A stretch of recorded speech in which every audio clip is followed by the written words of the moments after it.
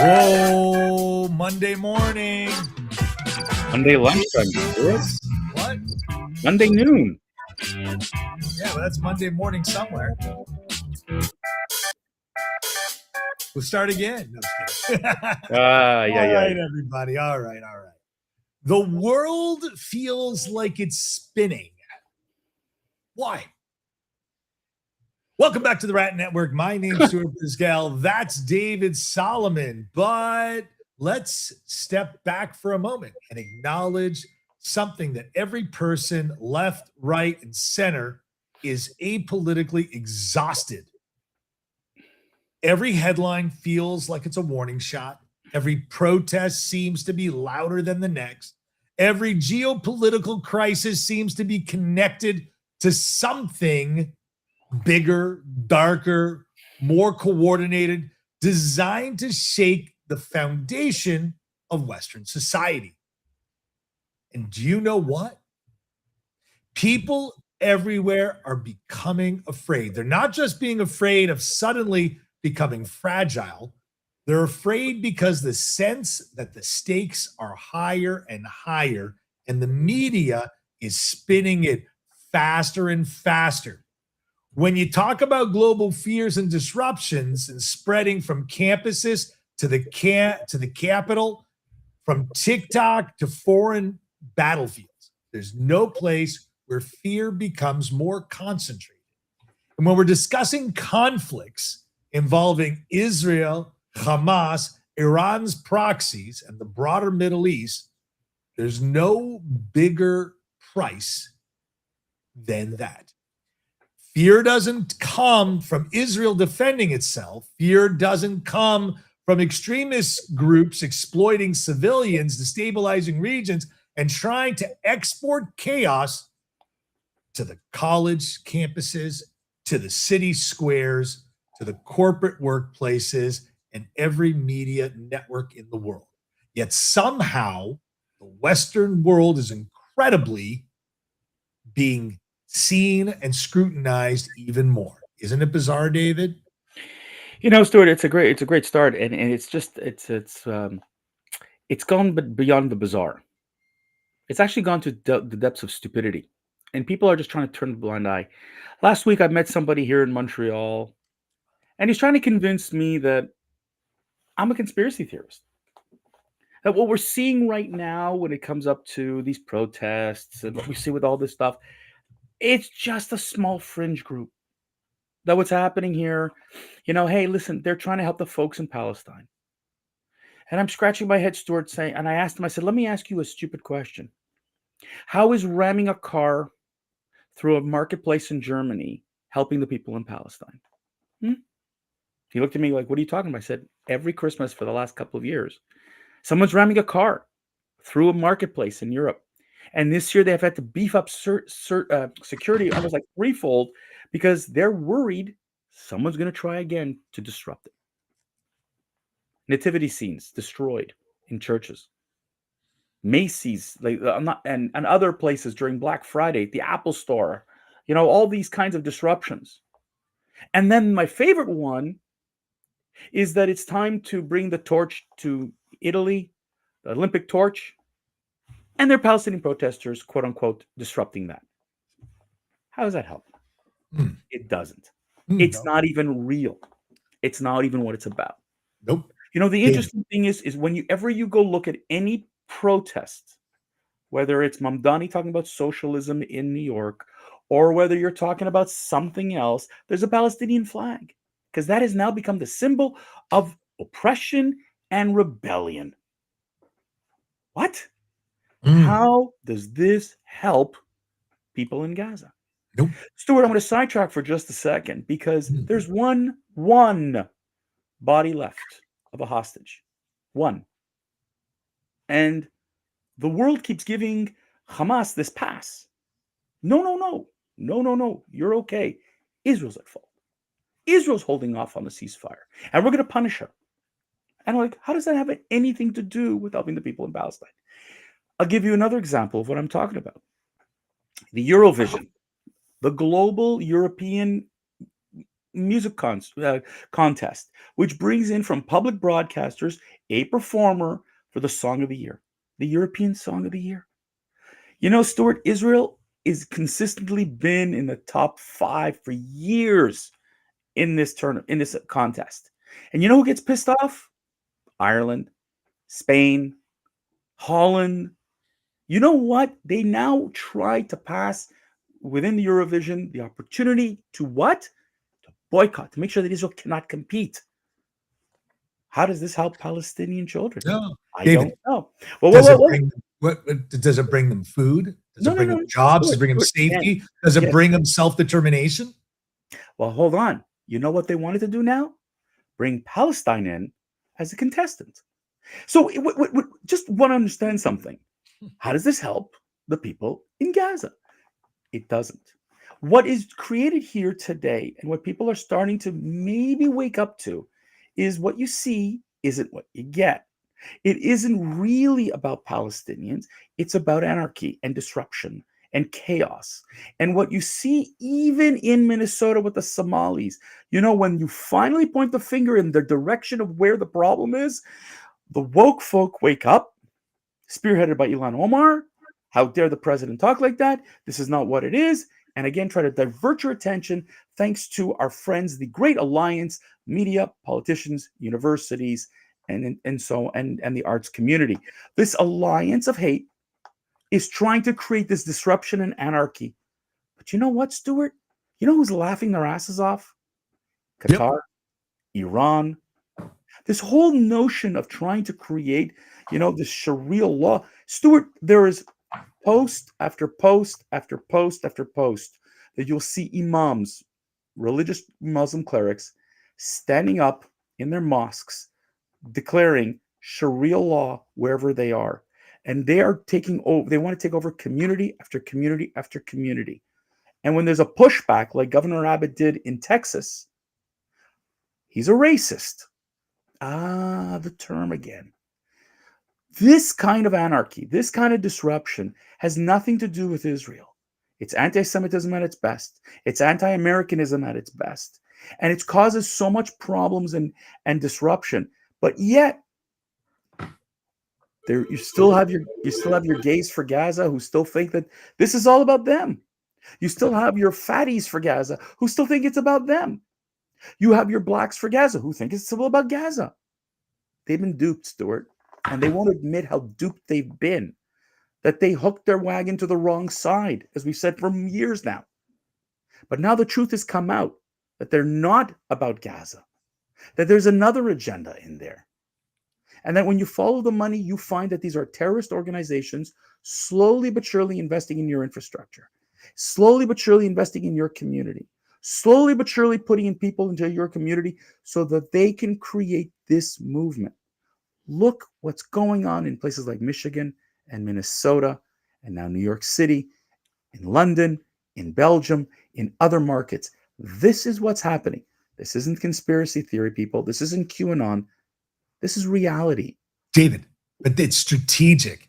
Israel is the stabilizing force in the Middle East. It's a democratic ally. It's a technological powerhouse, second only to Silicon Valley. It's the counterweight against Iran, a partner in intelligence, defense, cybersecurity, counterterrorism. Let's be blunt. If Israel were to fall in the Middle East, and will things become peaceful there? Nope.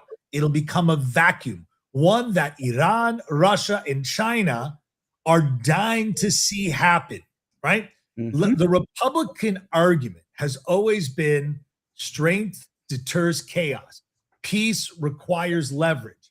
Democracies must support democracies. The West must stand united, unapologetic. Because if Israel's stability is not in the interest of the West, whether it's United States, Canada, or broad Europe, or the rest of the world, the militants who have zero ambitions for peace will win. And by the way, what about the Palestinian futures? They're still banned from Jordan. They're still banned from Egypt.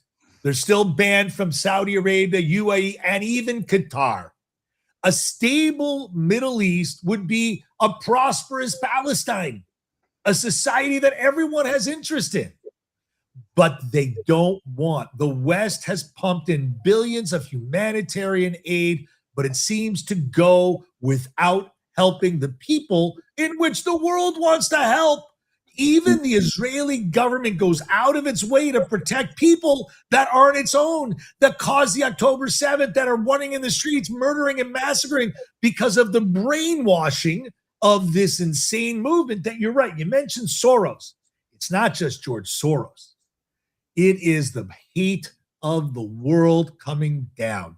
And Iran, who learned this little trick way back when Adolf Hitler was coming up to power, this is a continuation of the Third Reich. It's not the Democrats or Republicans that are the Nazis. It is the Iranians. They are. Actually, you want. I'll add to your statement, Stuart. You're giving a lot of praise to the Iranians, but I'll give you one area also that you may have missed. Back in World War II, it was the Grand Mufti of Jerusalem, the leading cleric here in Jerusalem, who had an arrangement with Hitler to annihilate the Jews. The only ally with Hitler that didn't have any repercussions post World War II, the Grand Mufti of Palestine. Yep. He was absolved. Not only was he absolved, he was praised for what he did and galvanized an entire movement of this. This is what you see right now with Hamas and whatever is the evolution of the Third Reich. The only place in the world that embraced it and ran with it and built on it was these terrorists and these terrorists. And so Iran is looking at this as like, I could disrupt the world by using this arm, because this is how duped we are, Stuart. The Iranians are looking at West and going, boy, are you guys ignorant. Like, what do we call them? Useful idiots. And with the world, and Iran looks at the West and say, man, we've convinced you through the media. We've convinced you in the universities. We've got politicians that you are afraid to stand up to. Listen, when you're afraid to stand up to Rashida Tlaib and Ilhan Omar and the rest of the squad and the Bernie Sanders and now the Mamdanis, when you're afraid because the media is going to paint you as a racist or whatever. And Stuart, I had very interesting discreet conversations with politicians here in Canada recently. I'm not going to name who they are. And you can't name them either. You know what they told me? They've been threatened. They've been threatened verbally by that side. Stay out of her way. There's a fear. And what's crazy is that we're letting them in, these crazies, these radicals. And this term Islamophobia that has spread around wasn't created. It's not an anti-movement. It's a fear movement. That's what they call it. And they've exploited Western mindset to death. 9/11, Stuart, I was 20. Think about 9/11 was 24 years ago. Yep. And have we forgotten? Have we totally forgotten what they're about? David, those that are listening around the world, the fear is not irrational. No. The instincts that you have aren't misguided. The confusion is being invoked. Mm-hmm. The world is becoming chaotic because chaos serves those actors. Right. The West, Israel, and every moderate society is caught in the middle. Mm-hmm. The path forward isn't easy. And unfortunately, it requires strength, moral consistency, and refusing to be intimidated by those. Now, in reference to that person's in politics in Canada that I have a very strong idea who they are. No, you don't. No, you don't. You have no idea what I'm talking about. No idea. Then I wish them the fortitude and spine, because being an invertebrate to any and all only makes it worse. Now, remember, I live in South Florida, and I'm on a board. And those that came from Russia like to threaten like paper dragons, air, doesn't scare me, David. And I recommend that person in politics. Stuart, you're comparing apples to oranges. No. I'll tell you what. No. Stuart, I don't wish upon you, because in the last election that I worked on here, I saw it with my own eyes. I heard it. I also know of quite a few credible individuals, who have looked at me and said, it wasn't that they were afraid of what was said. More so, what this one person said to me was the gall where that went, that this is where it's gone to, that either you're with me or I threaten you. Oh, and love the threat. And love it's like, threats, David. What? No, actually, Stuart. That should empower them more. Stuart. When you're in Florida and you're dealing with a condo association, that's one thing. But when you're talking, and I know the individual who laid the threat, and I'm telling you, Stuart, it's not what you think. This is where we're getting at. And people are afraid. And at this point, either we start waking up, because if you look at places in Michigan, in Minnesota, and when you have a Glenn Beck who stands up and says there's a mass takeover occurring, wake up. It's not radicalism. This isn't Tucker Carlson who's being paid by Qatar to say what he's doing. It's not, Candace Owen who's doing these kinds of things. Folks, eyes wide open. There is a serious threat, and that it's just percolating. And if you want to continue to wait and say, nope, it's never going to happen here, it's not going to happen here, it'll never happen here. Yeah, they said that 90 years ago too. Yep. They said that 100 years ago too, that it could never happen on our soil. It is. Well, look at Europe right now. Don't look at CNN. CNN won't give it to you. Fox is not giving it to you. Go watch the news in places like England and in France and Belgium and Holland and Spain, and you'll see the reality that's about to hit your neighborhood very soon. And that brings this episode to an end. See you every Monday, Wednesday, Friday, noon Eastern, right here on the Rant Network. You can catch us on our website, catch us on all the verticals. You see our ugly mugs, give us a like, give us a love, give us a nasty comment. It builds the community, even your nastiness. You know what, guys? We love all of you. Have a good week, David.